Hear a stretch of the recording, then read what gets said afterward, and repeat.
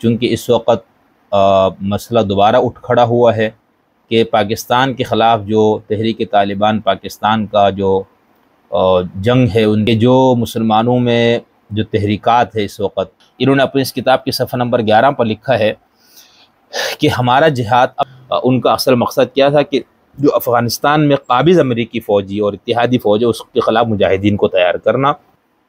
اور پوری دنیا میں امارت اسلامی کی قیادت میں نظام خلافت قائم کرنا، جہاد اور اہل جہاد کا دفاع کرنا، اور آنے کے لیے کہ اپنے اس موقف اور اپنے اس مقصد میں وہ کس حد تک لگے ہوئے ہیں اور وہ کس حد تک واضح ہے۔ اسلام کے مسلمانوں کی جو انقلابی سیاسی مفکرین ہیں وہ بھی اس کو اعلاء کلمت اللہ کو اسی مفہوم میں لیتے ہیں کہ اس کو آپ عسکریت پسندی کہیں، آپ دہشت گردی کہیں، آپ جو بھی لفظ اس کے لیے استعمال کریں ہے۔ میں انتہائی سنجیدگی سے کہتا ہوں، آپ یہاں کچھ اس وقت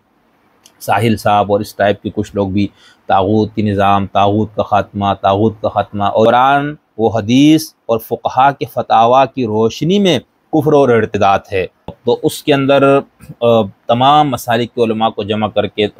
ریاست کا یہ دعویٰ تھا کہ بھئی اس پہ تمام مسالک کے علماء اس پہ متفق ہے اور انہوں نے یہ فتویٰ جاری کیا۔ دعویٰ یہ کیا گیا تھا کہ پاکستان ایک اسلامی ریاست ہے، یہاں پر اسلامی جو آئین ہے وہ اسلامی ہے، ٹھیک ہے نفاذ میں کچھ کمزوریاں ہیں، یا اس کے دور میں یہ مفتی صاحب یا عالم صاحب یا مفکر صاحب یا اسکالر صاحب یا دانشور صاحب یا مجتہد صاحب، سلام اور آداب، امید ہے آپ سب خیریت سے ہوں گے۔ آج ہم ایک نئے ٹاپک پر کچھ گفتگو کریں گے، اگرچہ یہ ہم نے اپنے اس سلسلے کے لیے موقوف کر رکھا تھا جس کا آخری حصہ اس موضوع نے بننا تھا، لیکن چونکہ اس وقت مسئلہ دوبارہ اٹھ کھڑا ہوا ہے اور پاکستان اور افغانستان دو آزاد ریاستوں میں تعلقات میں کچھ کشیدگی بھی اس وجہ سے آئی ہے، تو اس لیے میں نے ضروری سمجھا کہ اس پر کچھ گفتگو کی جائے، اور وہ ہے تحریک طالبان پاکستان۔ اس میں ہم بات کریں گے کہ پاکستان کے خلاف جو تحریک طالبان پاکستان کا جو جنگ ہے ان کی، یا مسلح جدوجہد جس کو وہ کہتے ہیں، اس کی وجہ کیا ہے، مطلب تحریک طالبان پاکستان کا موقف کیا ہے۔ تو اس میں ہم کچھ پوائنٹس پہ بات کریں گے، مثلا تحریک پاکستان کے اغراض و مقاصد پہ کچھ بات کریں گے، پھر ہم یہ بھی تھوڑے سے دیکھیں گے، ہمارے ہاں یہ کہا جاتا ہے کہ جو مسلمانوں میں جو تحریکات ہے اس وقت اسلامی نظام، انقلاب وغیرہ کے قیام کے لیے، اس میں ایک تصور یہ پایا جاتا ہے کہ کچھ تحریکات وہ ہیں جن کا مطمع نظر یا جن کا مقصود جو ہے وہ صرف علاقائی اور مقامی سطح پر انقلاب لانا ہے، جبکہ کچھ تحریکات کا مطمع نظر جو ہے وہ عالمی سطح پر انقلاب برپا کرنا ہے۔ تو اس حوالے سے بھی تھوڑا سا ہم دیکھیں گے۔ پھر ہم یہ دیکھیں گے کہ ریاست پاکستان کی تکفیر سے متعلق تحریک طالبان پاکستان کا کیا موقف ہے، اور اسی کے ضمن میں ہم یہ دیکھیں گے کہ اسلامی نظام کے قیام کے لیے جو ہمارے ہاں جو طریقہ کار ہے اس حوالے سے جو مختلف نظریات یا موقف ہے، اس میں سے تحریک طالبان پاکستان کا کیا موقف ہے، اور پھر ہم یہ تھوڑی سی بات کریں گے کہ ان کے تصور جہاد میں ایک کنفیوژن ان کی کتابوں سے ہمیں نظر آتا ہے، تو اس کی کیا وجہ ہے، ایسی کنفیوژن ہے یا اس میں کوئی تطبیق کی صورت ہو سکتی ہے، یعنی یہ اقدامی جہاد کہا جائے گا ان کی طرف سے یا اس کو دفاعی۔ اسی طرح خروج علی الحاکم کی بحث پر تھوڑی سی بات کریں گے کہ اس پہ حقیقی اہل سنت والجماعت اور اہل سنت حنیفی اہل سنت والجماعت کا کیا موقف رہا ہے، اور تحریک طالبان کا اس وقت کیا موقف ہے۔ پھر ہم یہ بات کریں گے کہ افغان طالبان اور پاکستان طالبان سے متعلق جو ہمارے ہاں بحث ہوتی ہے کہ ان دونوں کا آپس میں ریلیشن شپ کیا ہے، آپس میں تعلق کیا ہے، کیا یہ دونوں ایک ہی سکے کے دو رخ ہے، مختلف ہے، کہاں اتحاد ہے کہاں اتفاق ہے۔ اس حوالے سے جو اس پر کام کرنے والے ایک دو اہل علم ہے ان کے حوالوں سے بات کریں گے، اور پھر ہم یہ بھی بات کریں گے کہ اس وقت افغان طالبان کا تحریک طالبان پاکستان سے متعلق کیا موقف ہے۔ تو ہم سب سے پہلے چلتے ہیں، اب ہم اس بحث میں ہم نہیں پڑھنا چاہتے کہ تحریک طالبان کی بنیاد کیسے پڑی، کہاں سے پڑی، اور اس کے ساری جو وہ آپ کے سامنے موجود ہے اس وقت ایک حقیقت کے طور پر تحریک طالبان موجود ہے، ان کی کارروائیاں موجود ہے، ان کے نظریات موجود ہے، تو ہم سیدھا براہ راست یہ بات کریں گے کہ وہ ان کے نزدیک ان کا مقصد کیا ہے، وہ یہ سب کچھ کیوں کر رہے ہیں، ٹھیک ہے۔ تو اس کے لیے ہم سب سے پہلے چلتے ہیں مفتی ابو منصور عاصم محسود صاحب کی ایک کتاب ہے انقلاب محسود۔ یہ ویسے ابھی تک اس کے 3 حصے آ چکے ہیں۔ جو پہلا حصہ ہے وہ بہت ضخیم ہے اور اس کے اندر انہوں نے اپنا بتایا ہے کہ ہمارا مقصد کیا۔ اب اس میں آپ کو یہ نظر آئے گا کہ وہ جہاد سے متعلق ان کا موقف کیا ہے۔ تو سب سے پہلے انہوں نے اپنی اس کتاب کے صفحہ نمبر 11 پر لکھا ہے کہ ہمارا جہاد، اب یہ بہت طویل ہے، میں نے اس میں سے پوائنٹس نکالے ہیں، یعنی کئی صفحات پر مشتمل اس مضمون سے اس کا جو خلاصہ ہے وہ میں نے نکات کی صورت میں جمع کیا ہے۔ تو سب سے پہلے انہوں نے لکھا ہے کہ ہمارا جہاد دفاعی ہے کیونکہ پاکستانی فوج نے ہم پر جارحیت کی ہے۔ اب اس تناظر میں دیکھا جائے اس کا مطلب یہ ہے کہ اگر پاکستانی فوج جارحیت ترک کر دے تو پھر آپ پیچھے ہٹ جائیں گے، ہونا تو یہی چاہیے، ٹھیک ہے۔ لیکن ان کا یہ موقف ہے کہ ہم جہاد دفاعی طور پر کر رہے ہیں۔ اچھا، اب یہ جو کتاب جہاں سے میں آپ کو بتا رہا ہوں یہ 2016 یا 17 میں سامنے آئی تھی، ٹھیک ہے، اور اب ہم 2024 میں۔ تو یہ لکھتے ہیں کہ ہمارا جہاد دفاعی ہے کیونکہ پاکستانی فوج نے ہم پر جارحیت کی ہے۔ نمبر 2، بیت اللہ محسود کا مقصد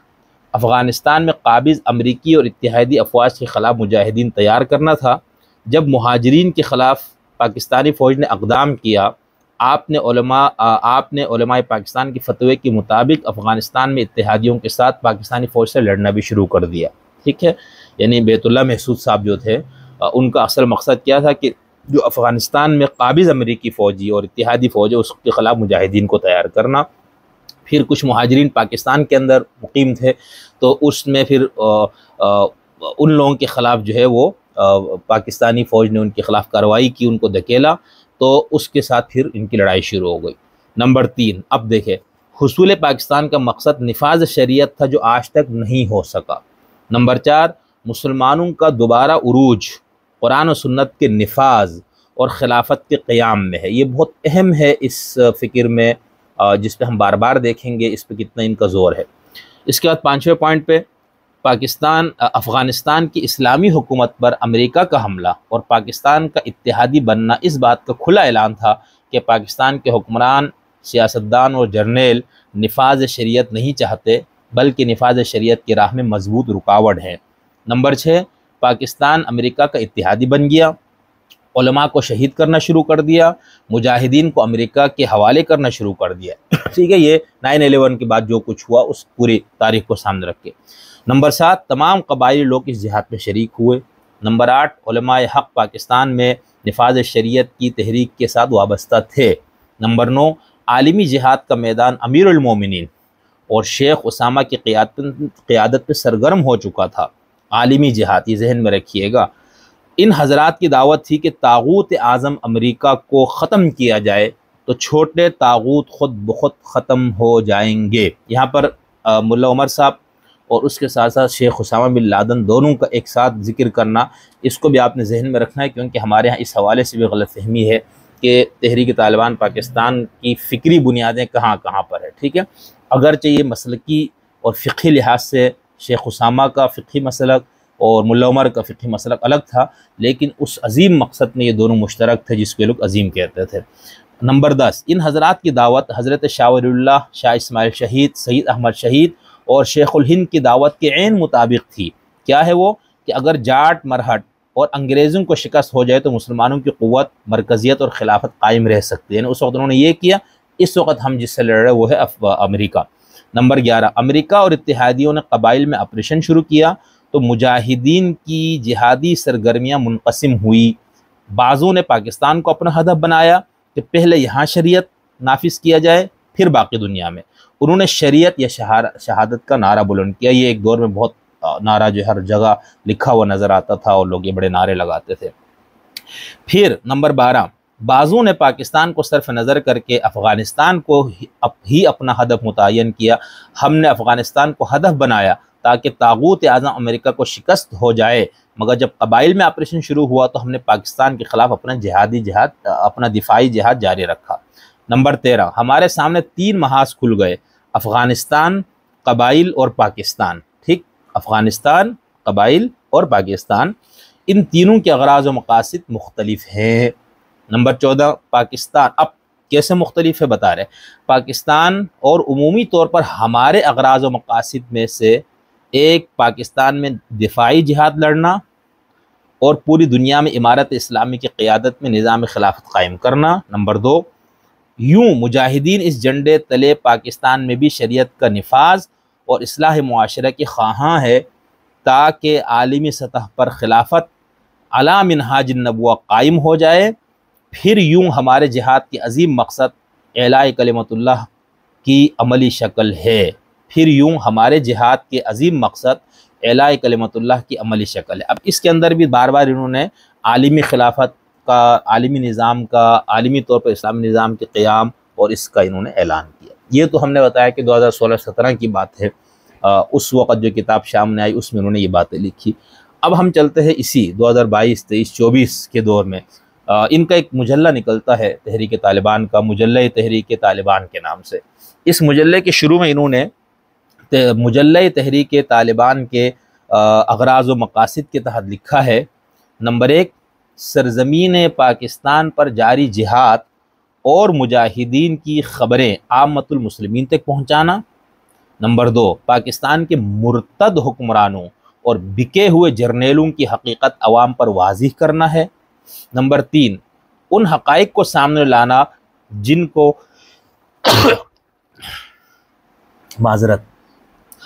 ان حقائق کو سامنے لانا جن کو دجالی میڈیا مسخ کر کے پیش کرتا ہے۔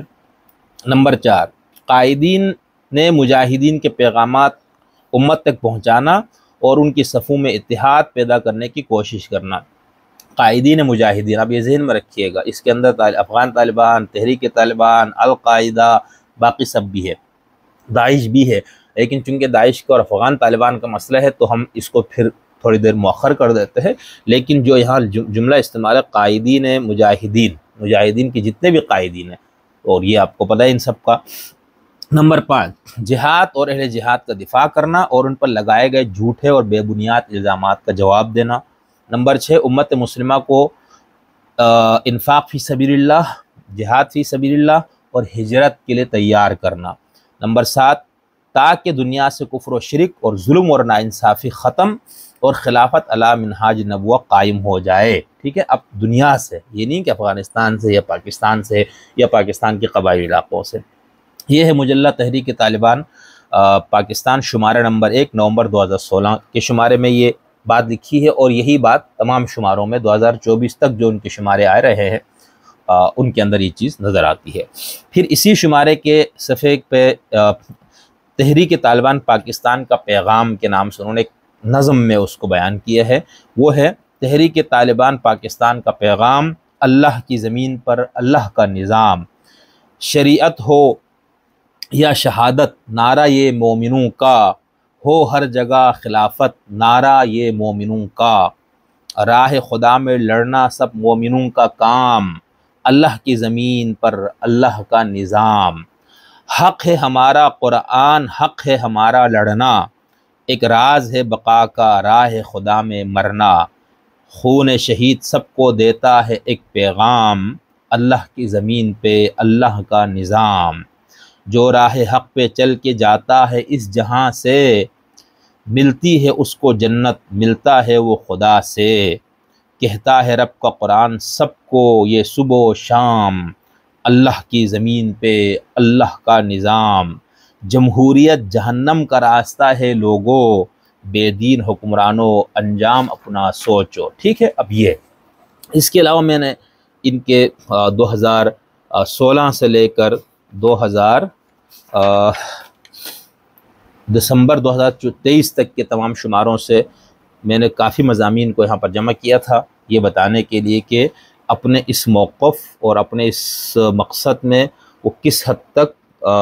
لگے ہوئے ہیں اور وہ کس حد تک واضح ہے اس مفہوم میں کہ ہمارا مقصد کیا ہے۔ ٹھیک ہے، یعنی خدا کی زمین پر خدا کے نظام کو قائم کرنا یا اس کو غالب کرنا۔ اب دوسری بات جو ہم کہنا چاہ رہے تھے، تو اغراض و مقاصد کے حوالے سے کچھ چیزیں آ گئی۔ دوسرا جو ان کے حوالے سے ایک ہمارے ہاں یہ بحث پائی جاتی ہے کہ چونکہ جو تحریک طالبان پاکستان ہے یہ دیوبندی الاصل تنظیم ہے، یعنی اہل سنت والجماعت حنفی دیوبندی۔ اب ان سے متعلق ہمارے ہاں کچھ اہل علم کا یہ خیال ہے کہ ان کا جو مقصد ہے وہ یعنی کسی ایک اسٹیٹ یا کسی ایک ریاست میں اسلام کو بطور نظام قائم کرنا ہے، عالمی نظام کا قیام ان کا مقصد نہیں ہے۔ یہ ابھی ہم نے 2-3 حوالے جو آپ کے سامنے پیش کیے ان میں بھی آپ کو یہ بات واضح ہو گئی کہ نہیں، انہوں نے اس بات کو شامل رکھا ہے کہ اس عالمی نظام خلافت کو قائم کرنا ہے۔ دوسرا، ہم انہی کی ایک اور کتاب سے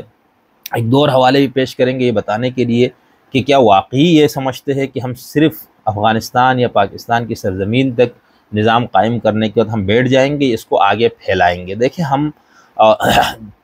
یہاں پر جو ایک تو جدید مسلح جہادی تحریکات ہے، دوسرے ہمارے یہاں فقہی بنے ہوئے جو مذاہب اور مسالک ہیں وہ ہے، ٹھیک ہے۔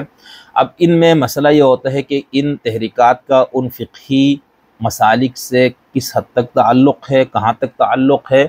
اور یہ اپنے آپ کو ان سے کس حد تک الگ سمجھتے ہیں۔ یہ پوری ایک گفتگو کا ایک موضوع ہے، اس پہ ہم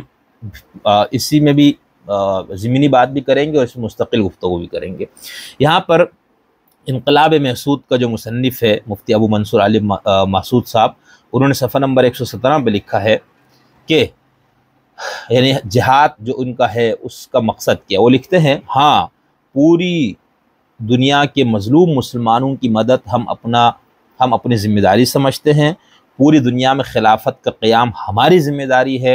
اور ہمارے جہاد کا اصل ہدف ہے، مگر اس کو سر انجام دینے کے لیے ہم نے امارت اسلامی کا پلیٹ فارم منتخب کیا ہے۔ یعنی اس وقت ابھی تک افغانستان میں طالبان کی حکومت نہیں آئی تھی، وہاں پر اشرف غنی صاحب برسر اقتدار تھے، تو اس وقت انہوں نے لکھا تھا کہ ہم نے اس پلیٹ فارم کو کس لیے منتخب کیے ہیں، امارت اسلامی، تاکہ ہم اپنے اس پوری دنیا میں خلافت کا قیام ہو جائے۔ آگے ایک صفحہ نمبر 195 پر مزید وضاحت سے انہوں نے لکھا ہے کہ یوں مجاہدین اس جھنڈے تلے، کون سا جھنڈا؟ یعنی امارت اسلامی کی قیادت میں پاکستان نے بھی نفاذ شریعت اور اصلاح معاشرے کے خواہاں ہے تاکہ عالمی سطح پر خلافت علی منہاج النبوہ قائم ہو جائے۔ یوں یہ ہماری جہاد کے عظیم مقصد اعلاء کلمت اللہ کی عملی شکل ہے۔ ٹھیک، اب یہ جو اعلاء کلمت اللہ کی جو اصطلاح ہے، لِتَكُونَ کلمت اللہ ہی العلیٰ، جنگ بدر کے غالباً ضمن میں یہ آیت قرآن میں موجود ہے۔ اب اس سے ہمارے جو اسلام کے مسلمانوں کی جو انقلابی سیاسی مفکرین ہیں وہ بھی اس کو اعلاء کلمت اللہ کو اسی مفہوم میں لیتے ہیں کہ اس سے خدا کی زمین پر خدا کے نظام کا قیام ہے، اور یہ حضرات بھی اسی مفہوم میں لیتے۔ تو یہاں تک تو ہم نے یہ بات کی کہ ان کے اغراض و مقاصد کیا ہے، اور دوسرا نقطہ ہم نے یہ آپ کو بتانے کی کوشش کی کہ ان کا مطمع نظر صرف ایک خطۂ زمین پر نظام کا قیام نہیں ہے، بلکہ اس خطۂ زمین پر نظام کو قائم کرنے کے بعد اس کو بطور ایک اپنے لیے مرکز اس کو رکھنا، اور اس سے پھر پوری دنیا میں اسلام کو غالب کرنا۔ اب اس کے لیے وہ سب سے بڑی جو ان کے پاس، اس کو سب پھر باقی لوگ بھی مانتے ہیں کہ حضور صلی اللہ علیہ وسلم نے یہ کیا، پھر حضور کا خلفاء نے، اور پھر حضرت عمر کے دور میں مدینہ ایک اسٹیٹ کے طور پر موجود رہی، وہاں پر خلافت کا جو مرکزی نظام، مرکزی جو مرکز وہاں پر، اور امیر المومنین وہیں پر رہتے تھے، لیکن انہیں پھر روم اور ایران اور یہ ساری دنیا کو فتح کیا۔ تو یہ اسی پیٹرن کو یہ لوگ سمجھتے ہیں کہ یہی اسلام کا تقاضا ہے۔ تو ایک تو یہ بات ہو گئی کہ یہ سمجھنے کے لیے کہ کیا یہ صرف مقامی سطح پر اسلامی نظام کا قیام یا انقلاب یہ لوگ چاہتے ہیں یا عالمی سطح پر۔ اب ہم یہ چلتے ہیں آگے کہ ریاست پاکستان سے متعلق ان کا موقف کیا ہے، اور اس موقف کے پھر کلامی اور فقہی نتائج کیا نکلتے ہیں، اور پھر یہ اپنی جو ان کا جو مسلح جدوجہد کہیں، آپ اس کو آپ عسکریت پسندی کہیں، آپ دہشت گردی کہیں، آپ جو بھی لفظ اس کے لیے استعمال کریں، اس کے لیے وہ بنیاد کس طرح سے ان کو ملتی ہے۔ میں 3-4 مقامات سے بتانے کی کوشش کروں گا کہ ریاست پاکستان کی لوگ تکفیر کس طرح سے کرتے ہیں، اور پھر اس تکفیر کے بعد آگے جو نتیجہ نکلتا ہے، اور اس تکفیر کی وجہ کیا ہے، اور اس تکفیر کی وجہ کو ختم کرنے کا پھر طریقہ یا ذریعہ کیا ہے۔ ٹھیک ہے، سب سے پہلے میں آپ کے سامنے یہاں پر یہ پیش کرتا ہوں آپ کو یاد ہے جب 4 یونیورسٹی پر حملہ ہوا تھا، اچھا مزے کی بات یہ ہے اور بلکہ دکھ کی بات بھی ہے کہ اس وقت ہمارے ہاں نیشنل میڈیا پہ بہت زیادہ ایک کنفیوژن، ایک غلط فہمی مسلسل موجود رہی، سیاسی پارٹیوں میں بھی سوائے 2 پارٹیوں کے، اور جو مذہبی جماعتیں تھیں وہ تو بالکل ہی زیادہ تر جو مسلکی طور پر ان سے وہ تھا، ان کا جماعت اسلامی کو آپ لے لے، اہل سنت والجماعت حنفی دیوبندیوں کو لے لے، یہ اس کے حمایت میں لوگ تھے۔ تو اس وقت جب یہ حملہ ہوا تو پھر یہ بات شروع ہوئی، یار یہ یونیورسٹی پر حملہ اور یہ سارا کچھ، تو اس کا جواب دیتے ہوئے عمر منصور نے ایک ویڈیو پیغام جاری کیا تھا پشتو میں۔ اس ویڈیو پیغام میں اس وقت اس نے کیا کہا تھا، یہاں سے ایک تو ان کا تصور واضح ہوگا ریاست پاکستان کے حوالے سے، لیکن انہوں نے کہا تھا پہلی بات یہ ہے کہ پاکستان کے جعلی حاکموں نے آدھی صدی سے زیادہ عرصے سے اللہ تعالیٰ کی حاکمیت کو چیلنج کر رکھا ہے، اور اللہ نے ان کو حاکمیت الہیہ قائم نہ کرنے پر مختلف شکلوں میں تنبیہ کی۔ آگے کچھ چھوڑ کے میں بتاؤں گا۔ تو اگر اہل پاکستان نے بھی شرک اور جمہوریت سے توبہ نہ کی تو پنجاب اور سندھ بھی خیبر پختونخوا کی طرح عذاب الہی کا انتظار کریں، کیونکہ اللہ کا فیصلہ ہے کہ جو ملک عمومی شرک میں مبتلا ہو جائے تو ان کی ہلاکت کے لیے عذاب بھی عمومی ہی نازل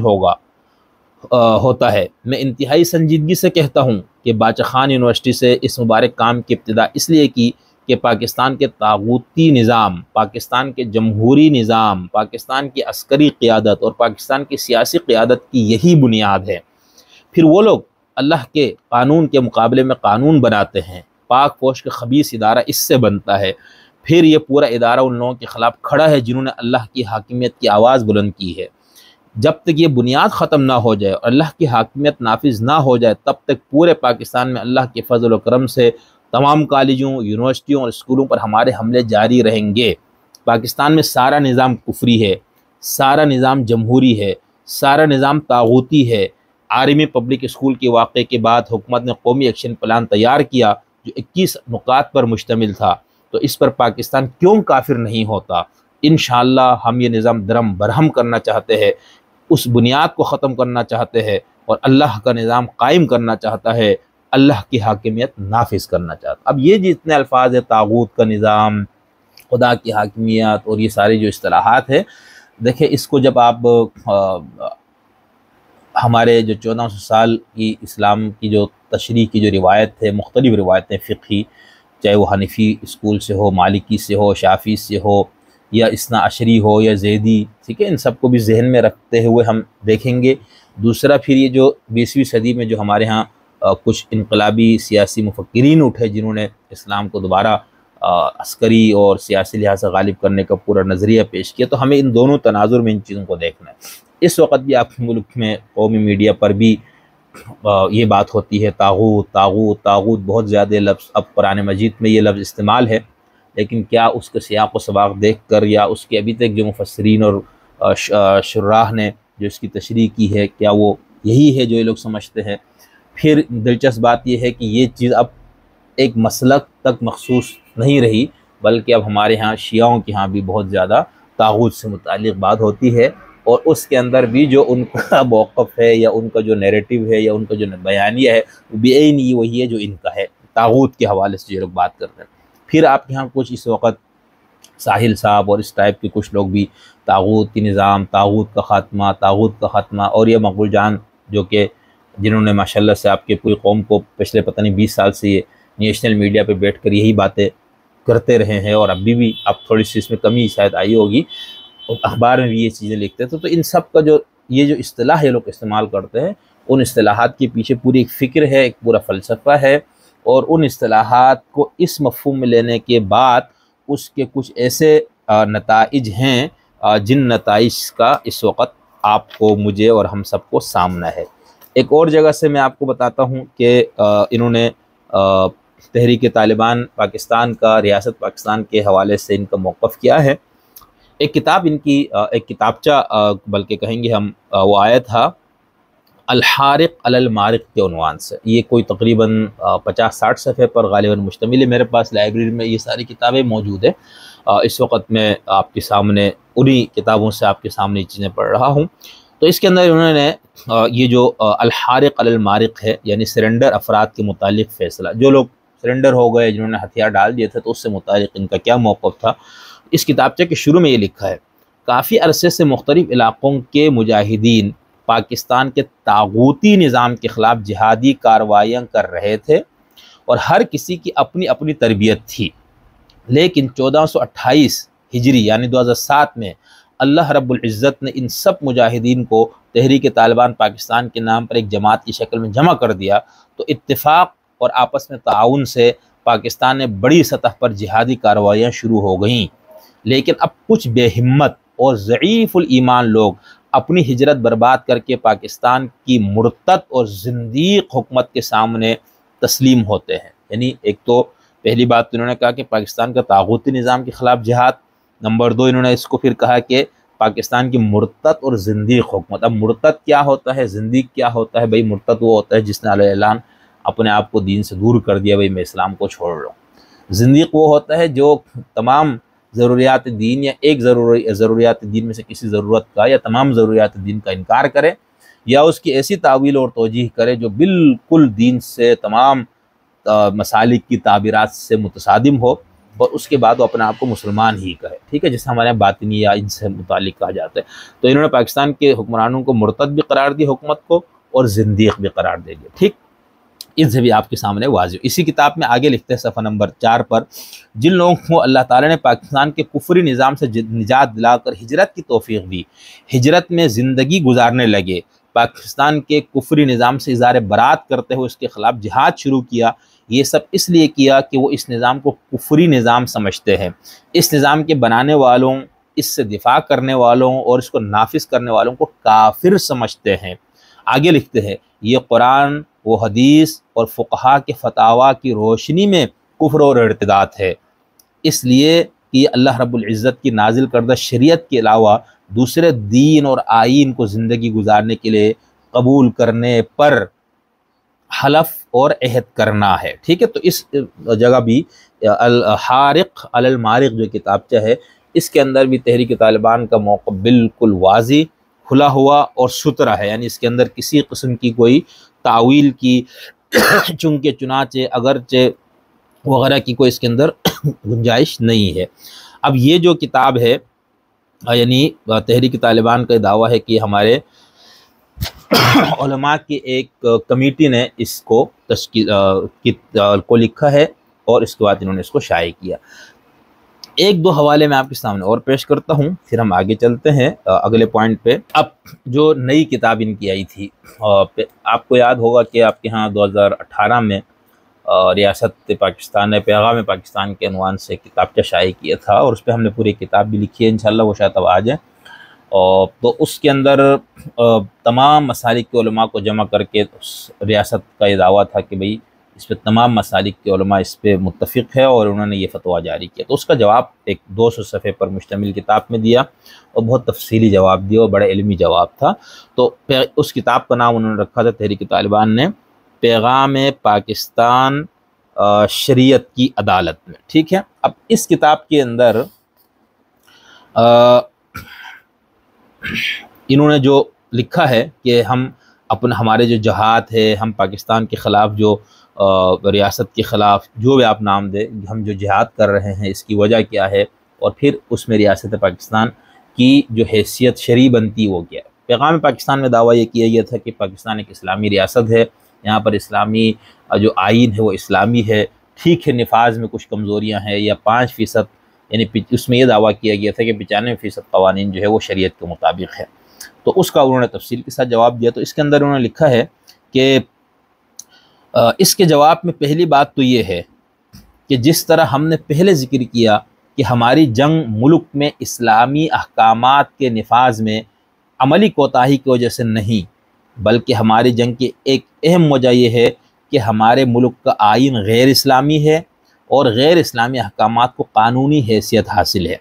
اسی اساس پر ہماری جنگ جاری ہے۔ دوسری وجہ یہ ہے کہ حکومت پاکستان نے افغان طالبان کے خلاف جنگ میں اسلام اور مسلمانوں کے خلاف فرنٹ لائن اتحادی بن کر عالم کفر کا ساتھ دیا۔ تو اس میں پہلی بات انہوں نے وہی بات کی کہ ہمارے نظر میں پاکستان کا جو آئین ہے اور اس کے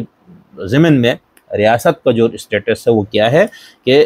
غیر اسلامی اور غیر اسلامی احکامات کو یہاں پر شرعیت یعنی اس کو قانونی حیثیت حاصل ہے۔ اور دوسری وجہ وہی بتا رہے کہ حکومت پاکستان نے افغان طالبان کے خلاف جو جنگ میں حصہ لیا تھا مشرف دور میں، اس کا حوالہ۔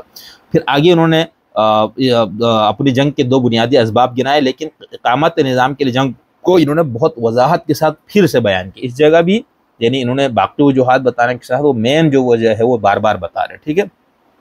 پھر اسی صفحہ نمبر 131 پر پھر لکھتے ہیں کہ ہماری گفتگو کا خلاصہ یہ ہوا کہ اولاً ہماری جنگ پاکستانی فوج کا کفار کی صف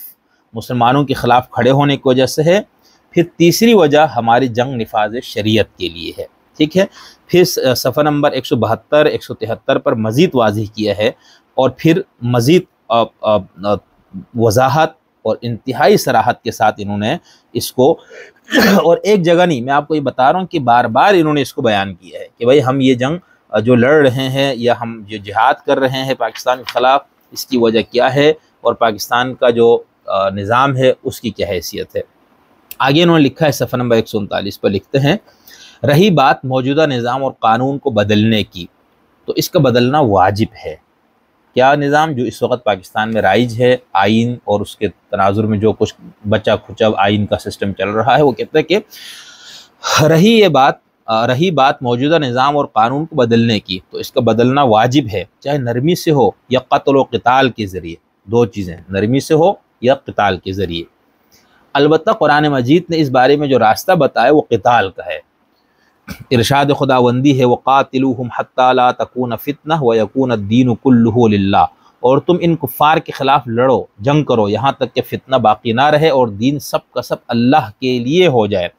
اس آیت میں حکم اور امر ہے کہ فتنے کو ختم کرنے اور اللہ اور دین اللہ کو قائم کرنے کے لیے جنگ کرو، یعنی ایسا قانون باقی نہ رہے جو اللہ تعالیٰ کے قانون کے ساتھ ٹکر میں ہو اور اسے بھی قانون سمجھا جاتا ہو اور جس کی طرف فیصلوں میں رجوع ہو۔ ان دونوں آیتوں میں غور و فکر کرنے کے بعد یہ بات واضح ہو جاتی ہے کہ جنگ کس مقصد کے لیے لڑی جاتی ہے۔ ان دونوں جگہوں میں دین کا لفظ استعمال ہوا ہے، ایک جگہ دین کے لیے لڑنے کا حکم ہے جبکہ دوسری جگہ دین کے لیے اکراہ سے منع کیا گیا۔ یہ پیچھے انہوں نے لا اکراہ فی الدین والی آیت درج کر کے اس پہ بھی کچھ بحث کی تھی، تو اس لیے انہوں نے 2 آیتوں کی بات کی۔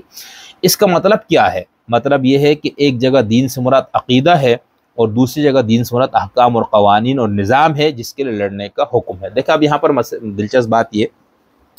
ہمارے ہاں جو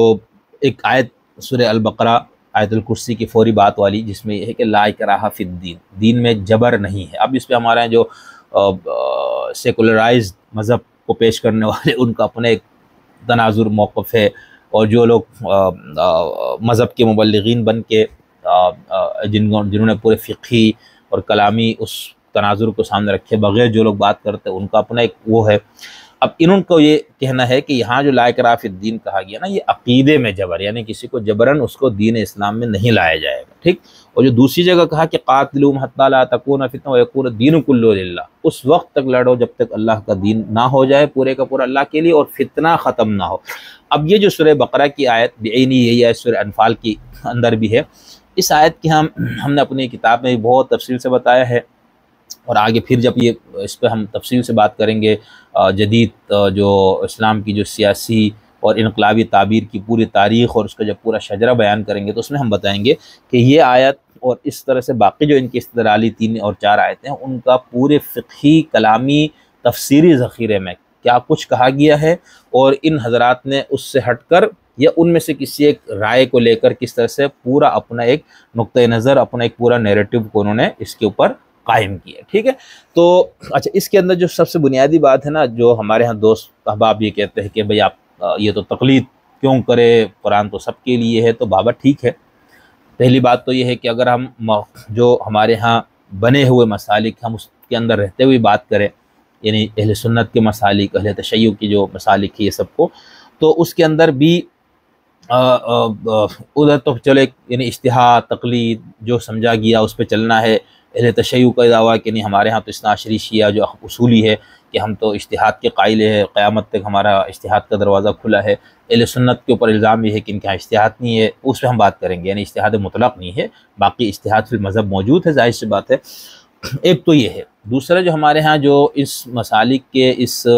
فریم ورک سے نکلے ہوئے لوگ ہیں وہ اس کو بہت اچھالتے ہیں کہ ہم رجال و نحن رجال، بھائی وہ بھی تو انسان تھے، ہم بھی انسان ہے۔ تو ہم اس پہ ہم جو ایک معتدل موقف ہمیں لگتا ہے وہ یہ ہے کہ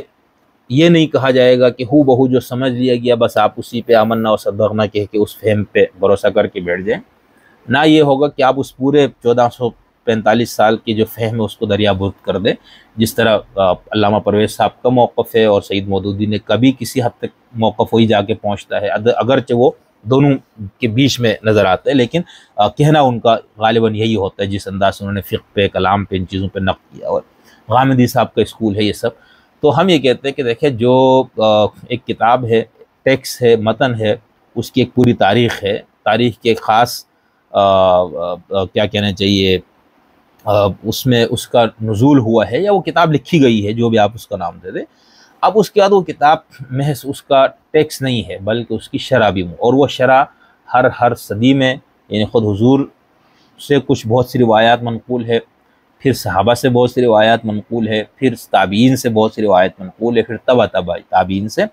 اس کے بعد آپ کے ہاں مستقل طویل تفسیریں لکھنے کا جو رواج پڑا، اور پہلی مفصل تفسیر ہمارے رئیس المفسرین امام جریر طبری رحمۃ اللہ علیہ کی تفسیر طبری، اس کے بعد پھر وہ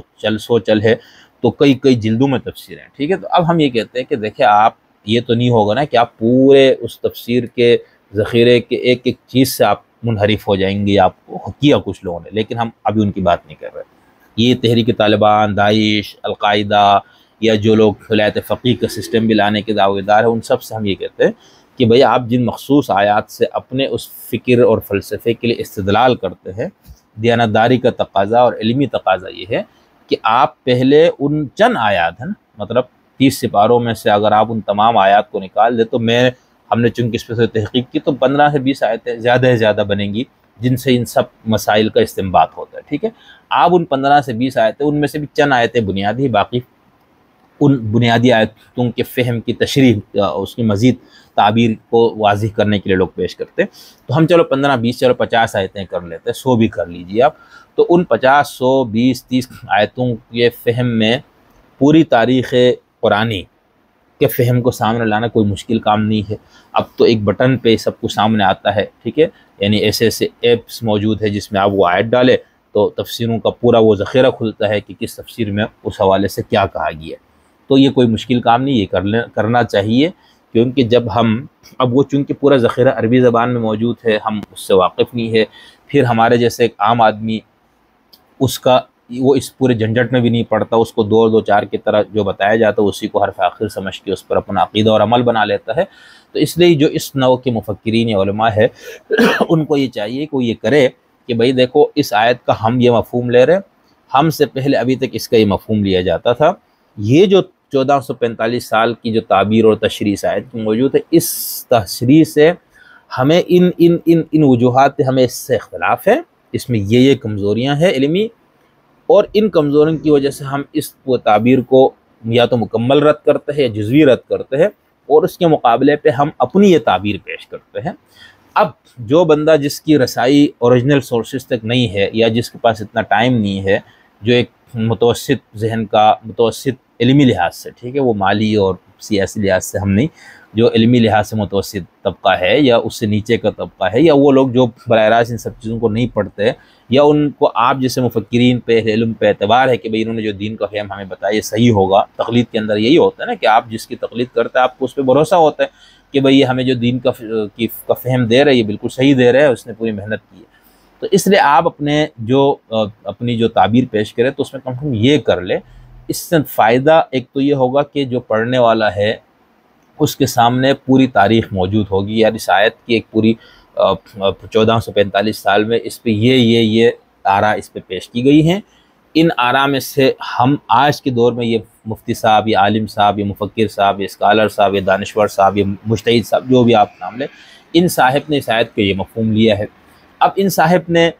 اس مفہوم کو لینے اور سابقہ مفہوم سے اختلاف کرنے کی جو وجوہات بیان کی وہ یہ ہے، تو وہ بندہ پڑھ کے وہ اپنا فیصلہ کر سکے گا دیانتداری سے۔ تو یعنی پڑھنے والے کو یہ گمان نہ دے آپ یہ تاثر نہ دے کہ اس آیت کا یہی مفہوم۔ اب جیسے یہاں کہا کہ ان کو یہاں پر جو انہوں نے کہا کہ یہاں تک لڑو کہ فتنہ باقی نہ رہے اور دین سب اللہ کے لیے ہو جائے، اس آیت میں حکم اور امر ہے کہ فتنے کو ختم کرنا اور دین کو اللہ کے لیے قائم کرنے کے لیے جنگ کرو۔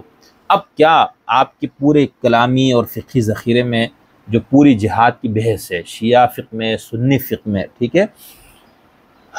اس میں علت قتال پہ ہمارے ہاں فقہا نے کئی باتیں کی ہے، ٹھیک ہے، کہ اسلام میں جو لڑنے کا حکم دیا گیا اس کی بنیادی ریزن کیا ہے، علت کیا ہے، وہ بنیادی وجہ کیا ہے، ٹھیک ہے، یعنی اس کے اندر دو سے تین سے چار فقہا کے وہ ہے، جمہور اہل سنت کا موقف اور اہل تشیع کی ہاں بھی آپ کو یہ چیز ملے گی کہ وہ کیا ہے، ٹھیک ہے نا، کہ نظام کو قائم کرنا ہے، شرک اور کفر کا خاتمہ ہے عقیدے کے طور پر، یا اسلام کو بطور سیاسی نظام باقی نظاموں پر ادیان پر غالب کرنا ہے، یا پھر محض دفاع ہے کہ کسی اسٹیٹ پر، کسی ملک پر بطور مسلمان ہونے پر کسی مذہب، یعنی مسلمانوں پر اسلام کی وجہ سے یا مسلمان ہونے کی وجہ سے اگر ان پہ کسی دوسری قوم نے، دوسرے مذہب والے نے حملہ کیا تو اس کا دفاع کرنا ہے۔ تو علت قتال میں پوری بحثیں موجود ہے نا، ایسا تو نہیں ہے کہ آپ نے کہا کہ بھئی ہم آج اس کے علت قتال کو بیان کریں، ہم اس پہ انشاءاللہ پوری تفصیل سے بات کریں گے، جہاد کی مختلف تعبیرات، اور یہ بھی بہت دلچسپ مطالعہ ہمارا جو تھوڑا بہت ہم نے کھنگالا کہ یعنی جو ہمارے قدیم فقہی ذخیرے میں علت قتال، جہاد کی پوری تعبیر، اس کے بعد دور مغلوبیت کی تعبیر، پھر اس میں جب آپ کے ہاں یورپی اس کا اور مغربی سیاسی غلبہ ہوا اور مسلمان ممالک کو بہت ساروں کو نوآبادیاتی نظام میں جانا پڑا، تو اس وقت جہاد کی جو تعبیر کی گئی، یعنی یہ 19ویں 18ویں صدی کی بات ہم کریں گے غالباً، اور پھر اس کے بعد ہم 19ویں صدی 20ویں صدی کی جو انقلابی مفکرین ہے ان کی تعبیر، یعنی جدیدیت کا دور ہم جس کو کہتے ہیں، اس کے بعد جو ما بعد جدیدیت میں جو جہاد کی تعبیر ہوئی نا، اس پہ ہم نے مطالعہ کیا ہوا ہے، وہ ہم تفصیل سے بیان کرنا جب شروع کریں گے پورے پروجیکٹ کے ساتھ تو اس میں یہ چیزیں آئیں گی۔ یہاں پر ہم نے آپ کو صرف یہ بتانے کے لیے یہ کہ تحریک طالبان کا ریاست پاکستان کے حوالے سے موقف کیا کلیئر ہے، واضح ہے، دو ٹوک، پھر اس اسٹیٹس یعنی اس کی جو حیثیت متعین ہو گئی کہ بھئی یہ مرتد زندیق حکومت ہے یا اسٹیٹ ہے، غیر اسلامی ہے، سب کچھ ہے، فلانا ہے، لہٰذا اب اس کے پھر کیا کرنا ہے، تو وہ جہاد کی جو ایک تعبیر ہے اس کے مطابق یہ ہے کہ اس نظام کو الٹنے کے لیے، اس نظام کو ختم کرنے کے لیے پھر اسلام نے جو جہاد کا حکم دیا ہے وہ یہ ہے۔ دوسری چیز یعنی یہ تو ہو گیا اسلام کا جہاد کا تصور، وہ جہاد کا تصور جو اس نے کفار کے ساتھ یعنی ان کے ساتھ لڑنے کا حکم دیا جو مسلمان نہیں ہے، ٹھیک ہے، ان آیات کا یہ لوگ اطلاق کرتے ہیں ان اسٹیٹس کے اوپر جہاں پر اسلام بطور نظام نہیں ہے لیکن وہاں پر مسلمان حکمران وہاں پر براجمان ہے، جیسے پاکستان ہے، مصر ہے، سعودی عرب ہے، ٹھیک ہے۔ اب ہمارے اہل سنت والجماعت، حنفی، دیوبندی کی اکثریت اور سلفیوں کا تو یہ ہے کہ وہاں پر بھی اسلامی نظام ہے، چھوڑ دیں، ہم ابھی اس بات میں نہیں جاتے۔ دوسری جو بنیاد بنتی ہے ان لوگوں کی لڑائی مسلح جدوجہد کی، وہ ہے خروج علی الحاکم کا تناظر۔ خروج علی الحاکم کا تناظر کیا ہے؟ اس میں آپ نے سب سے پہلے تو یہ ذہن میں رکھنا ہے کہ آپ کی ہاں یہ ہم نے پہلے بھی ایک دو اس پہ گفتگو کی ہے، لیکن ابھی دوبارہ ایک مختصراً ہم یہ آپ کو بتانا چاہتے ہیں کہ ہمارے ہاں جو مسلمانوں کے ہاں یہ جو تصور ہے یعنی ایک خلیفہ، ایک حکمران، سب سے پہلے تو یہ ہے کہ حکمران بنے گا کیسے، یعنی اب ایک ریاست ہے، یہاں پر 1 لاکھ 2 لاکھ 4 لاکھ 25 کروڑ 20 کروڑ کی آبادی ہے، ٹھیک ہے۔ اب اس کے اندر کسی بندے نے حاکم بننا ہے تو اس حاکم بننے کا طریقہ کیا ہے، ٹھیک ہے۔ اب اس کے اندر ہمارے ہاں 2 سے زائد طریقے موجود ہیں، ہم ان طریقوں پہ فی الحال بات نہیں کرتے، ہم جب جمہوریت اور اس حوالے سے ساری بات آئے گی تو وہاں پر بھی ہم تفصیل سے بات کریں گے۔ اب ان طریقوں میں سے کسی بھی طریقے سے، ٹھیک ہے، چاہے وہ اہل عقد کے طریقے سے ہو، تغلب کا طریقہ ہو، ٹھیک ہے، جو بھی ہو، موروثیت کا طریقہ ہو، ایک بندہ کرسی اقتدار پر براجمان ہو گیا ہے، اب اس کے اندر اسلامی فقہی اس میں اس حاکم کے لیے کچھ شرائط ہیں کہ اس کے اندر یہ خوبیاں ہونی چاہیے، ٹھیک ہے، کچھ بنیادی خوبیاں ہیں اور کچھ فروعی اور ذیلی خوبیاں ہیں۔ اب اس کے بعد حاکم بن گیا، وہ بننے کے بعد اس کو اس سے معزول کب کیا جائے گا، یعنی تصور تو آپ کے ہاں یہ ہے نا، خلافت کا جو آپ کا پورا تصور ابھی تک رہا ہے وہ یہی کہ ایک خلیفہ بن گیا تو اس نے مرتے دم تک ہی رہنا ہے، اس کو نہیں، اس نے مطلب کرسی نہیں چھوڑنی، ٹھیک ہے۔ پھر جب ہمارے ہاں ایران میں اہل تشیع نے اپنا نظام ولایت فقیہ کے نام پہ رائج کیا تو وہاں پر بھی یہی ہوا، امام خمینی بھی مرتدم تک ولی فقیہ رہے، اور اب خامنائی صاحب بھی پچھلے 35-40 سال سے جو بھی ہے بلکہ کم ہے، مطلب جب سے دوسرا ولی فقیہ، ٹھیک ہے۔ تو ادھر بھی خلافت والا آ گیا کہ بندہ جب تک زندہ ہے اس نے وہاں رہنا ہے، لیکن کیا غیر معصوم ہے نا، یعنی جو خلفاء ہے وہ بھی، اور جو ولی فقیہ ہے یعنی کتابی حد تک۔ تو اب جو غیر معصوم ہو اس سے غلطیاں ہوں گی، وہ بڑے جرائم بھی کر سکتا ہے، چھوٹے جرائم بھی، بڑا گناہ بھی کر سکتا ہے، چھوٹا بھی کر سکتا ہے۔ تو اب اس کے اندر بحث یہ ہوتی ہے کہ بھئی اگر ایک حاکم، مسلمانوں کا حکمران، خلیفہ، جو بھی آپ نام دے، اس کو خلافت کی کرسی سے، اقتدار کی کرسی سے کب اس کو معزول کیا جائے گا، اس کے لیے ہمارے ہاں دو بنیادیں ملتی ہے۔ ایک بنیاد کو ہم کہتے ہیں کفر بواہ، یعنی وہ حاکم کسی ایسے عمل کا ارتکاب کرے جس کی کوئی تعویل اور توجیہ ممکن نہیں ہے، وہ بالکل کھلا کفر ہے، ٹھیک ہے۔ مثال کے طور پر وہ ختم نبوت کا ہی انکار کر دے، مرنے کے بعد کی زندگی کا انکار کر دے، خدا کا ہی انکار کر دے، ٹھیک ہے، یا فرائض دینی کا انکار کر دے، ٹھیک ہے۔ ایک اس کے کرنے میں کوتاہی وہ الگ چیز ہے، ایک وہ بالکل کفر بواہ کا اظہار کرے، ضروریات دین میں سے کسی ضرورت کا انکار کر دے تو وہ ہو گیا کفر بواہ۔ تو اس صورت میں کہا جاتا ہے بھائی اب یہ حاکم رہنے کا حقدار نہیں ہے، اس کو ہٹانا چاہیے، ایک تو یہ ہے۔ دوسری بنیاد ہے جس کو ہم ظلم اور فسق کہتے ہیں، یعنی فاسق یعنی کسی ایسے گناہ کا ارتکاب کرتا ہے جو گناہ کبیرہ ہے، یا وہ ظلم کا ارتکاب کرتا ہے، تو اس صورت میں بھی اس کو حاکم رہنے کا حق نہیں ہے، اس پہ سب کا اتفاق ہے، ٹھیک ہے۔ جو پہلی صورت ہے اس پہ تو یہ ہے کہ آپ نے پھر اس کو ہٹانا ہی ہے بھائی، یعنی اب وہ حکمران نہیں رہ سکتا، کافر کھلا ہو گیا۔ جو دوسری صورت اس کے اندر اس بات پہ تو تھا کہ وہ جو حاکم بننے کی بنیادی شرائط میں سے وہ شرط اس کے اندر سے نکل گئی، لہٰذا وہ حق حکمرانی اس کے پاس نہیں ہے، ٹھیک ہے۔ اب اس کو ہٹانے کے کیا طریقہ ہو سکتا ہے؟ ایک تو یہ کہ وہ خود استعفیٰ دے دے، وہ کہ ٹھیک ہے میں اب اسلام سے میرا دل مطمئن نہیں، میں جا رہا ہوں، تم لوگ اپنا کوئی خلیفہ، وہ تو بالکل فبیہا ہو گیا۔ دوسری صورت کیا ہو سکتی ہے؟ دوسری صورت ہے وہ جس کو ہم یہ کہتے ہیں کہ مسلح جد و جہد کے ذریعے اس کو ہٹانا، اس کو ہم خروج علی الحاکم کہتے ہیں، کہ حاکم کو ہٹانے کے لیے مسلح جد و جہد کرنا، طاقت کا استعمال کرنا، ٹھیک ہے۔ اب اس کے اوپر مسئلہ یہ ہے، اس کے بنیادی طور پر ٹھیک ہونے میں مسئلہ نہیں تھا، اسی لیے امام حسین، عبداللہ بن زبیر، یہ پوری تحریکات جو مسلمانوں کی ابتدائی اوائل میں جو تحریکیں چلی، اس پہ اہل سنت کو موقع واضح ہے کہ بھائی یہ ہونا چاہیے تھا۔ بعد میں ہوا یہ کہ جب مسلح تحریکوں میں سے کسی تحریک کو کامیابی نہیں ملی، بلکہ معاشرے میں مزید فساد، مزید خرابی، مزید انارکی نے جنم لیا، تو پھر فقہا نے یہ فیصلہ کیا کہ بھئی اصولی طور پر تو اس کو نہیں ہونا چاہیے، لیکن چونکہ اس کو ہٹانے کا ہمارے پاس کوئی ذریعہ نہیں ہے، یا ہمارے پاس کوئی طاقت ایسی نہیں ہے، اور اس طاقت کو ہم اگر عوام کو اپنے ساتھ ملا کر ہم اٹھ بھی کھڑے ہوتے تب بھی ہمیں کامیابی نہیں ملتی، تو ان کا یہ تھا کہ اس کو گوارا کیا جائے گا، ٹھیک ہے، کہ یہ مر جائے یا اس کو کوئی ایسا اس کے اوپر کوئی مصیبت اس پہ لاحق ہو جائے کہ کرسی چھوڑ دے، ادروائز اس کو قبول کیا جائے گا، ٹھیک ہے۔ اب اس پہ اہل سنت کے ہاں یہ مشہور ہے کہ ان کے ہاں یہ اجماع ہو چکا ہے کہ حاکم کے خلاف خروج جو ہے وہ حرام ہے۔ اب اس پہ مسئلہ یہ آتا ہے کہ جیسے امام ابو حنیفہ رحمۃ اللہ علیہ سے دو رائے منسوب ہے، ٹھیک ہے، ان کا اپنا عملی جو تھا اس میں بھی انہوں نے حضرت زید بن علی وغیرہ، نفس زکیہ وغیرہ کی حمایت کی، ان کو مالی مدد وغیرہ کے ساتھ۔ دوسرا پھر امام حسین سب سے بڑا جو اس کے اوپر اہل سنت تناظر میں، شیعہ تناظر بالکل اس میں دوسرا ہو جائے گا، ٹھیک ہے، اہل سنت تناظر میں ان کا یہ ہے کہ وہ صحابی رسول، نواسہ رسول ہے، اور صحابی جو ہے انہوں نے اگر ایک حاکم کے خلاف اقدام کیا ہے، یعنی اس کی جو جمہور کی تعبیر ہے وہ کہتے ہیں خروج تھا حضرت حسین کا یزید کو اقتدار سے ہٹانے کو، کہتے ہیں بالکل ٹھیک ہے۔ اب اس میں اہل سنت کے لیے تھوڑا سا نا یہاں پر مسئلہ بھی ہوا، یعنی جب یہ تصور آ گیا کہ بھئی خروج تو حرام ہے، دوسری طرف ہم دیکھیں امام حسین نے خروج کیا، اب اس کے لیے اہل سنت کے ہاں کچھ لوگوں نے یہ بتانے کے لیے کہ بھئی چونکہ خروج کی حرمت پہ ہمارے اجماع ہے، تو اگر ہم امام حسین کو کیا کریں، تو اس میں سے کچھ نے تو اس کو کہہ دیا کہ جیسے ابن تیمیہ کی طرف غالباً منسوب ہے کہ یہ اجتہادی غلطی ہے بھئی امام حسین کی، ٹھیک ہو گیا۔ دوسرا موقف یہ کہ نہیں، انہوں نے یزید کے کفر ثابت کرنا شروع کر دیا، کیونکہ یزید کافر ہو گیا تھا، اور کافر کے خلاف جو کفر بواہ کا مرتکب حکمران، اس کے خلاف تو خروج واجب ہو جاتا ہے۔ یہ صرف فسق کی بنیاد پر تھا جو ہم اہل سنت میں اجماع تھا کہ اس کے خلاف خروج نہیں ہو سکتا۔ اس کی جو بہت بہتر توضیح کی ہے وہ علامہ غلام رسول سعیدی صاحب نے صحیح مسلم کی شرح میں اس کی بہت اچھی توضیح کی ہے۔ ڈاکٹر مشتاق صاحب کی جو کتاب جہاد، مزاحمت اور بغاوت، اس میں بھی اس پہ اچھی وہ ہے بحث موجود ہے۔ تو اسماعیل اپنا علامہ غلام رسول سعیدی صاحب کا یہ موقع ہے کہ نہیں، اہل سنت کے ہاں امام ابو حنیفہ کے دور تک یہ تھا کہ بھئی فسق کے بنیاد پر بھی حاکم کے خلاف خروج کیا جا سکتا ہے، کیا جانا چاہیے،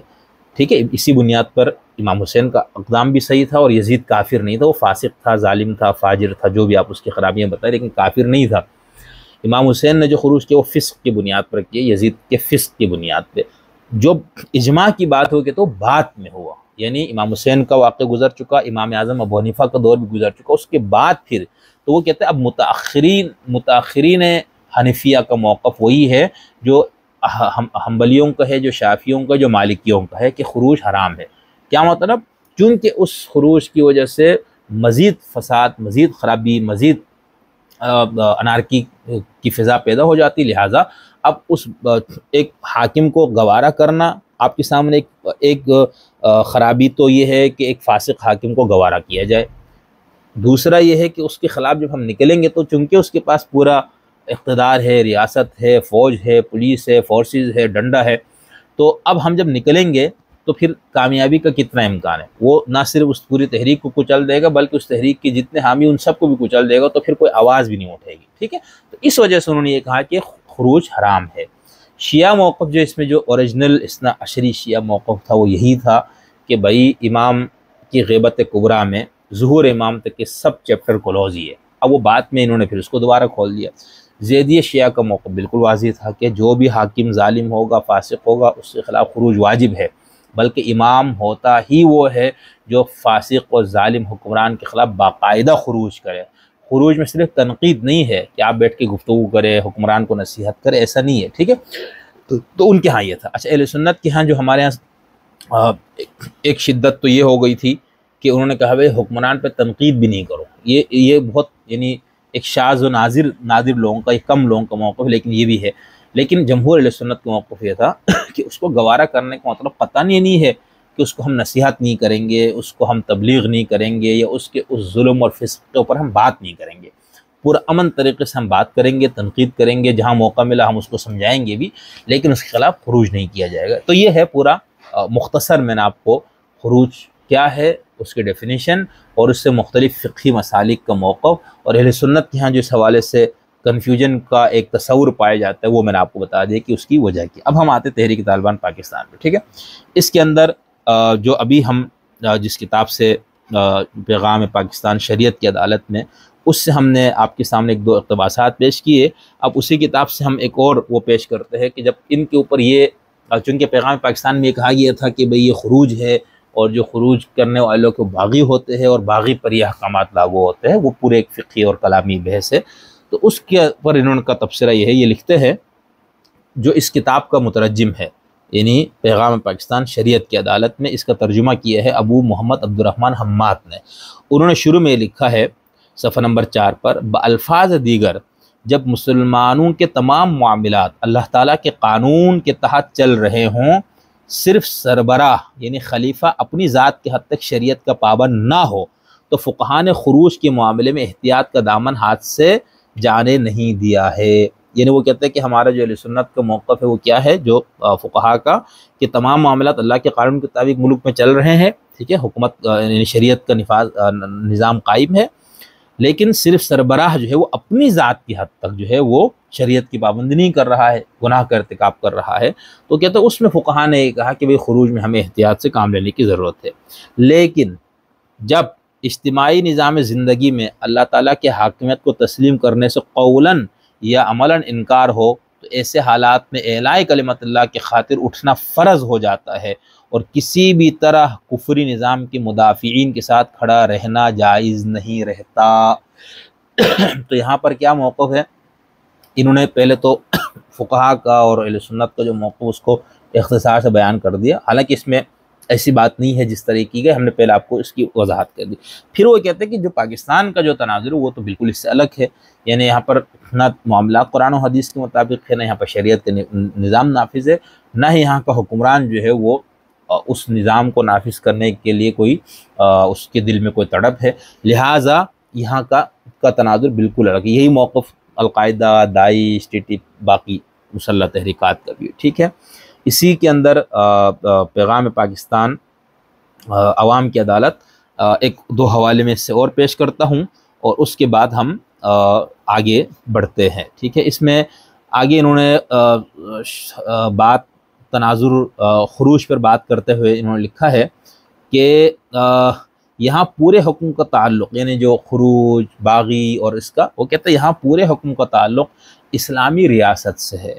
اور الحمدللہ ہم نے یہ بات ثابت کی ہے کہ پاکستان اسلامی ریاست نہیں، لہٰذا مذکورہ بالا پیراگراف میں جو احکام یعنی بغاوت، مسلح خروج وغیرہ کے لگائے گئے ہیں وہ ہمارے حق میں درست نہیں۔ پیغام پاکستان میں جو بات کی گئی تھی وہ کہتے ہیں ہمارے حق میں درست نہیں ہے،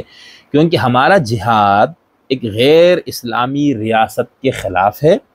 اور انہوں نے جو فتویٰ لگایا ہے وہ اسلامی ریاست کے خلاف ہتھیار اٹھانے والوں پر لگایا ہے۔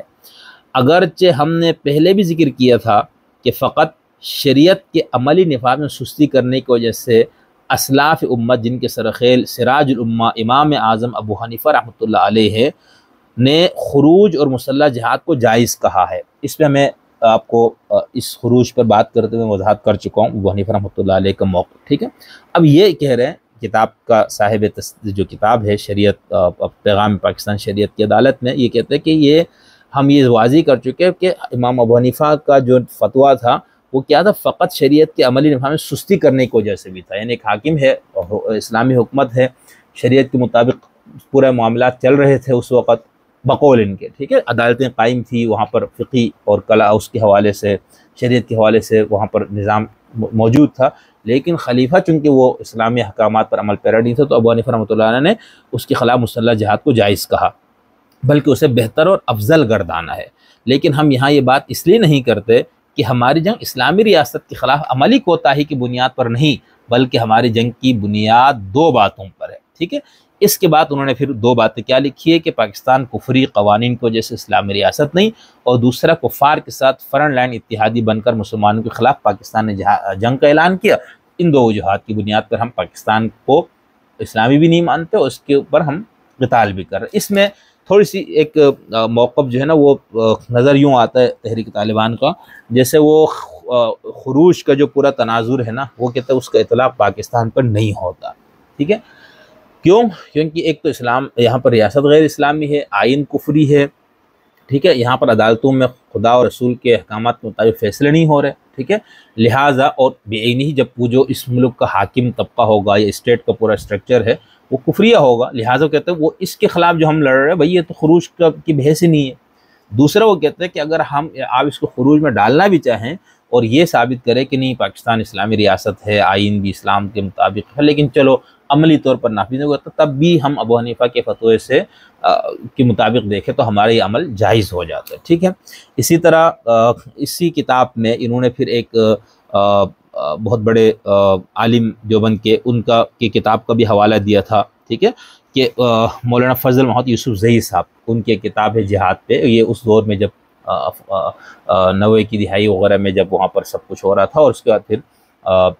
طالبان کی حکومت کا خاتمہ ہوا، تو اس وقت جو ایک لٹریچر آپ کے یہاں وجود میں آیا حنفی دیوبندی مقطع فکر کا، تو اس کے اندر یہ بات، تو اس کے اندر جو مولانا فضل محمد یوسف زئی صاحب ہے انہوں نے بھی اپنی کتاب میں پورے اس خروج کی مسئلے پر بحث کی، اور اس کے اندر انہوں نے پھر وہی کہا کہ بھئی اس میں امام ابو حنیفہ کا موقع یہ تھا کہ جو حاکم اگر فسق کا بھی مرتکب ہو جائے تو اس کے خلاف ہمیں خروج کرنا چاہیے، ٹھیک ہے۔ اس کے حوالے سے شیخ خالد صاحب نے یہ جو مفتی مولانا فضل محمد یوسف زئی صاحب وہ لکھتے ہیں کہ 145 ہجری کا واقعہ ہے کہ خلفائے بنو عباس کے فرمان روا منصور عباسی کے خلاف بصرہ وغیرہ میں محمد نفس زکیہ اور ابراہیم نفس مرضیہ دو بھائیوں نے تنفیذ شریعت اور اقامت دین حقہ کی غرض سے مسلح جہاد کا اعلان کیا۔ جہاں دیگر علماء ان کے حامی تھے وہاں امام ابو حنیفہ اس تحریک کے روح رواں تھے۔ اب یہاں پر یہ بات کی بھئی تنفیذ شریعت، اقامت دین حقہ کی غرض سے مسلح جہاد وغیرہ کا اعلان دیا، تو اس سے ایسا تاثر ابھرتا ہے کہ وہاں پر کوئی کفری نظام قائم تھا اور اس کو وہ ختم کرنا چاہ رہا تھا، ایسا نہیں ہے، بلکہ اسی مفتی صاحب نے آگے وضاحت سے لکھا ہے کہ وہاں پر شریعتیں بھی اسلام کے مطابق فیصلہ عدالتیں فیصلہ کر رہی تھی، نظام پورا وہ تھا، لیکن چونکہ صرف حاکم جو ہے وہ اس سے فسق کا ارتکاب ہوا تھا، تو اس لیے امام حنیفہ نے اس وقت جو خروج کی جو تحریکیں تھیں ان کی حمایت کی، ٹھیک ہے۔ تو یہ ہو گیا خروج کے پس منظر میں پوری جو بحث ہے، جس کو ہم لے کر لوگ یہ بتاتے ہیں کہ بھئی جو تحریک طالبان پاکستان جو ہے ان کی جہاد، مسلح جدوجہد، آپ جو بھی اس کا نام دے اس حوالے سے، تو ان کا موقف یہ بنتا ہے کہ بھئی پہلی بات تو یہ ہے کہ ہمارے اوپر اس کا اطلاق نہیں ہوتا، ٹھیک ہے، خروج، اور اس کے اوپر جو آپ کہتے ہیں کہ اچھا مذہب کی جو مسئلہ ہے وہ یہ ہے کہ اگر آپ کا خروج، آپ کی تحریک حقیقی اسلامی حکمران کے خلاف ہے، ٹھیک ہے، ایک ایسے نظام کے خلاف جہاں پر اسلام بطور نظام موجود ہے، تو اس کے خلاف اٹھنے والوں کو باغی کہا جاتا ہے۔ تو ریاست جو پیغام پاکستان میں یہ لکھا کہ یہ لوگ باغی ہے اور ان پہ باغی کے احکامات، تو ان کے اوپر یہی ہے کہ پہلی بات تو ہے کہ ہم پہ احکامات لاگو نہیں ہوتے، دوسرا اگر آپ یہ کہیں گے کہ ہم خروج والے ہیں تب بھی ہم پر باغی کے احکامات نہیں نافذ ہوتے، کیونکہ ہم تو اس غیر اسلامی ریاست کے اندر اسلامی نظام کو نافذ کرنے اور اس کو قائم کرنے کے لیے ہم اس کے اندر مسلح جدوجہد کر رہے ہیں۔ ایک اور حوالہ دیتا ہوں، مجلہ تحریک طالبان پاکستان میں مولانا عبدالحکیم صاحب جو ہے وہ ایک مضمون لکھ رہے قسطوار اذن امام اولی الامر بغاوت اور شہید، ٹھیک ہے، اس کے مضمون قسط نمبر 4 میں مولانا صاحب نے مسئلہ خروج پر بحث کی ہے، اور اس کے اوپر وہ لکھتے ہیں کہ یعنی تحریک طالبان پر خروج کے احکام لاگو کرنا کی کیا شرعی حیثیت ہے۔ وہ لکھتے ہیں الحمدللہ تحریک طالبان پاکستان اسلامی نظام کے خلاف نہیں بلکہ اس کے نفاذ کے لیے جنگ لڑ رہی ہے، ٹھیک ہے، اور ایک ایسی غیر اسلامی اور ظالم حکومت کے خلاف مصروف جہاد ہے جو ملک میں اسلامی نظام کے نفاذ کے راستے میں سب سے بڑی رکاوٹ ہے۔ اس سے واضح طور پر یہ پتہ چلتا ہے کہ تحریک طالبان پاکستان کے مخلص مجاہدین کو باغی کہنا غلط ہے، بلکہ اسلامی نظام کے باغی پاکستان کی بے دین حکومت،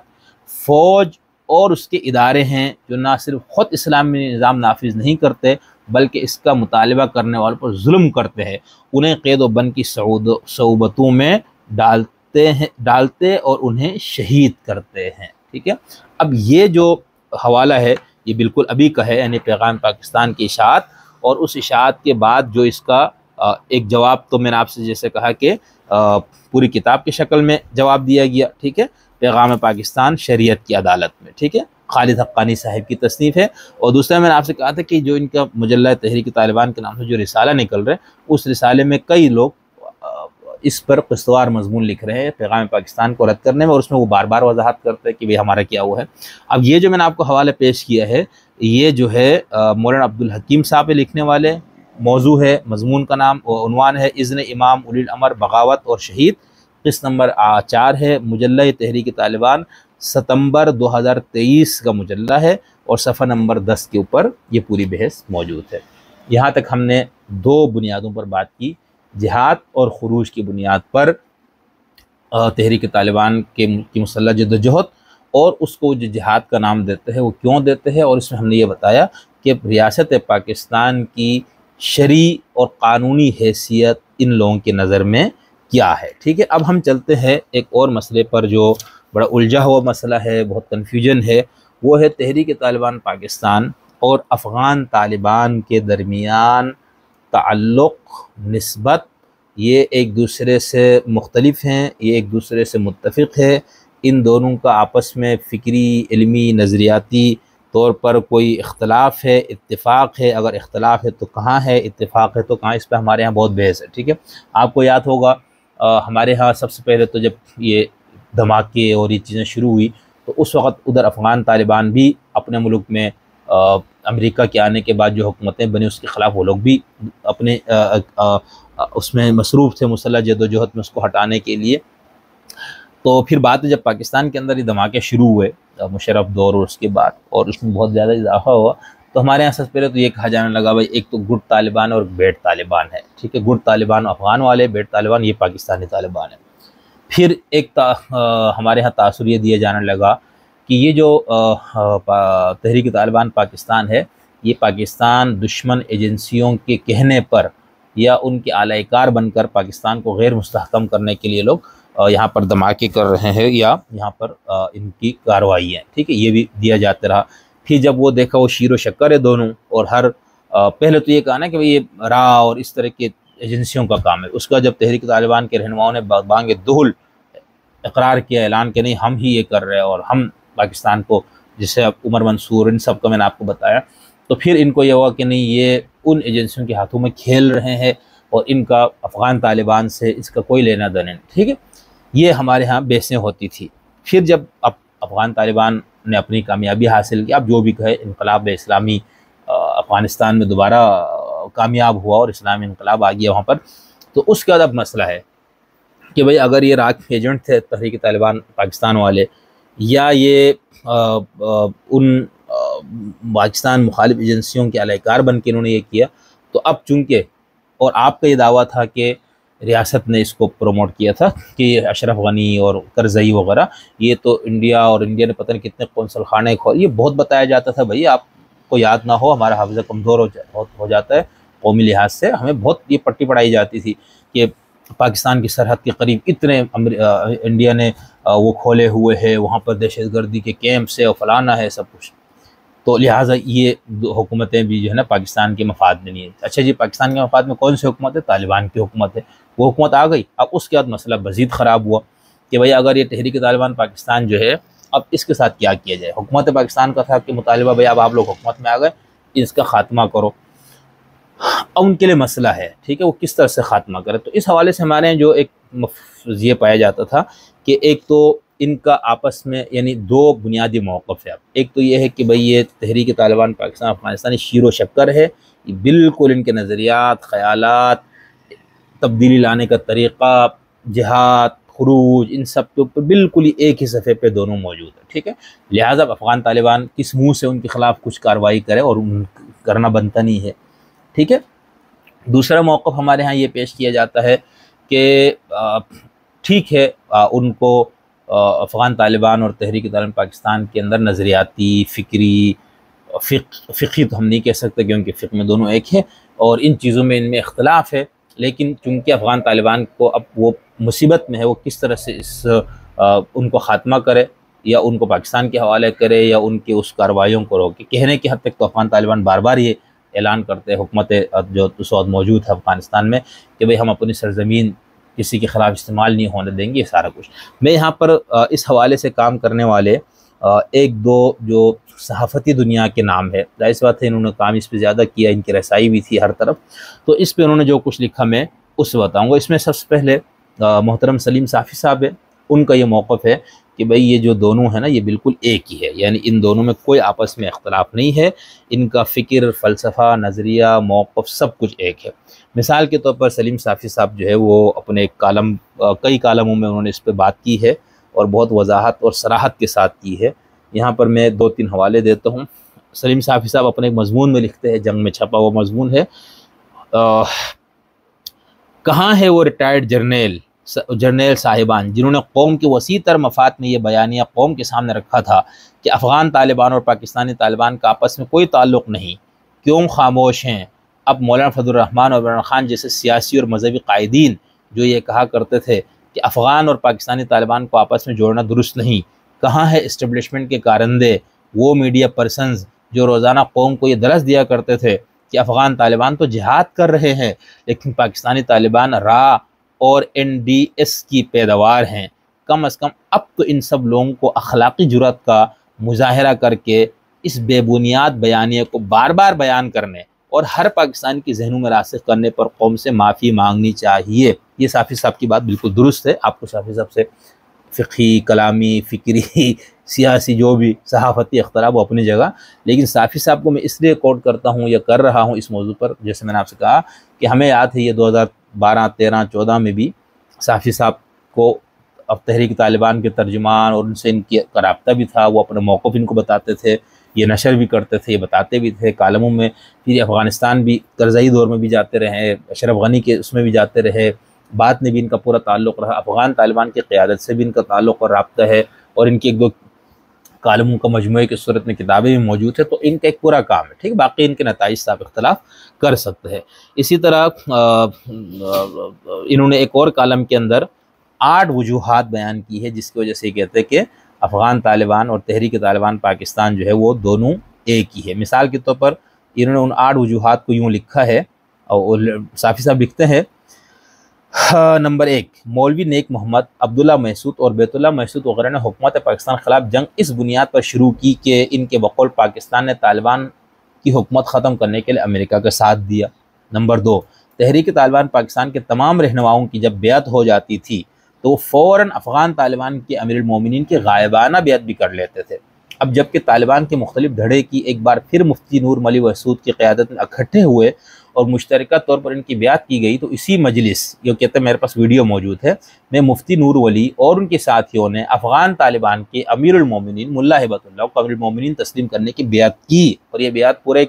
मौजूद है। जब आप बैत करते हैं तो उसके बाद आप पर क्या जिम्मेदारियाँ आयद होती है और जिसको आपने अमीरुल मोमिनीन माना उसके हुक्म को कहाँ तक मानना आपके लिए ज़रूरी हो जाता है। नंबर 3, अफ़गान तालिबान ने पाकिस्तान के अंदर TTP, अलकायदा या जमातुल अहरार की कार्रवाइयों में हिस्सा नहीं लिया अफ़गान तालिबान ने, लेकिन TTP के लोग कई महाज़ों पर अफ़गान तालिबान के शाना बशाना लड़ते रहे। वो कार्रवाई जिसमें सूबे खोस्त के अंदर अमरीकी CIA के निसफ दर्जन अहम तरीन एहलकार मारे गए, इसका मंसूबा हकीमुल्लाह महसूद ने बनाया था और इसमें अपने आप को उड़ाने वाले फ़िदाई अबू दुजाना ने कार्रवाई पर जाने से कबल हकीमुल्लाह महसूद के साथ एक वीडियो पैगाम रिकॉर्ड करवाया था। नंबर 4, अफ़गान तालिबान, TTP, जमातुल अहरार और अलकायदा का जिहादी लिटरेचर एक है। इनके जिहाद, क़िताल, मुर्तद और दीगर मजहबी तस्वुरात एक हैं। सब एक दूसरे के ऑडियो वीडियो मवाद से इस्तिफ़ादा करते। ये बात भी हमने जितना पढ़ा इनके मवाद को, तहरीक तालिबान पाकिस्तान को, अलकायदा को, दाइश को, यहाँ तक इन सब के इन मौक़िफ़ पर ये बिल्कुल करीब है। और अफ़गान तालिबान की अभी जो हुकूमत आने के बाद 2 किताबें आई है, उस पर हम इंशाल्लाह किसी उस महफिल में बात करेंगे, तो उसके अंदर भी काफ़ी चीज़ें यही है।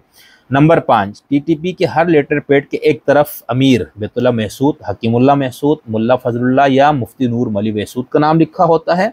दूसरी तरफ अमीरुल मोमिनीन मुल्ला मोहम्मद उमर, मुल्ला अख्तर मंसूर, मुल्ला हिबतुल्लाह लिखा होता है। इस पूरे अरसे में कभी एक बयान में भी अफ़गान तालिबान ने पाकिस्तानी तालिबान को इससे मना नहीं किया कि वो उनके लिए अमीरुल मोमिनीन का नाम इस्तेमाल ना करें। नंबर 6, जब हकीमुल्लाह महसूद ड्रोन हमले में निशाना बनाए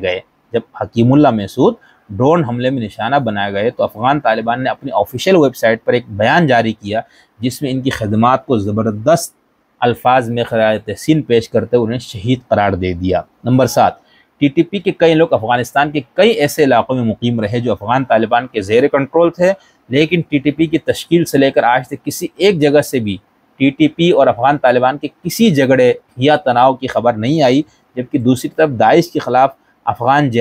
तालिबान ने भरपूर जंग लड़ी। नंबर 8, पाकिस्तानी रियासत के ख़िलाफ़ मुज़ाहिमत का आगाज़ करने वाला मौलाना नेक मोहम्मद अफ़गान तालिबान के साबिक़ दौर में काबुल के मगरिब में कारगा कैंप के इंचार्ज थे, जबकि बैतुल्ला महसूद मुल्ला दादुल्लाह के साथ रहकर कई साल तक अफ़गानिस्तान के अंदर जंग लड़ चुके थे। ये तो चंद हक़ाइक़ है, लेकिन अगर किसी ने दोनों के आपस के ताल्लुक़ की असल नौइयत जाननी हो तो तहरीक तालिबान पाकिस्तान के मौजूदा अमीर मुफ्ती नूर वली की किताब इनक़लाब महसूद का मुतालिआ कर ले। ये इनक़लाब महसूद का मैंने आपको बार बार हवाला दिया, ठीक है, ऊपर के इसके अभी तक 3 हिस्से इन्होंने शाये किए। जिल अव्वल है, फिर दूसरा है, फिर तीसरा, और तीनों में शरीफ साफ़ी साहब ने बिल्कुल दुरुस्त निशानदही की है कि अगर आपने इस पूरे को समझना है तो फिर ये एक और कालम में मुफ्ती साफ़ी साहब लिखते हैं, सब अफ़गान तालिबान के अमीरुल मोमिनीन से बैत कर चुके थे और हर एक के लेटर पैड के एक तरफ जिल्ली हरूफ में लिखा होता था अमीरुल मोमिनीन मुल्ला मोहम्मद उमर या मुल्ला अख्तर मंसूर या मुल्ला हिबतुल्लाह। यानी वहाँ दोनों फ़रीक़ कौल और अमल दोनों से ऐलान कर रहे थे कि हम एक हैं, हमारा अक़ीदा और नज़रिया एक है, हमारे अकाबिर एक हैं, दोनों का लिटरेचर, ऑडियो वीडियो मवाद और तराने भी एक हैं। लेकिन अजीब तमाशा था कि पाकिस्तानी रियासत अपने आप को भी बेवकूफ़ बना रही थी और पाकिस्तानियों को भी कि TTP, TTA और TTP का आपस में कोई ताल्लुक़ नहीं। ठीक है, तो ये कुछ मैंने हवाले दिए, वरना इसके ऊपर साफ़ी साहब का जो है बहुत अच्छा खासा इनका मवाद जमा है जो इन्होंने इस पर लिखा। एक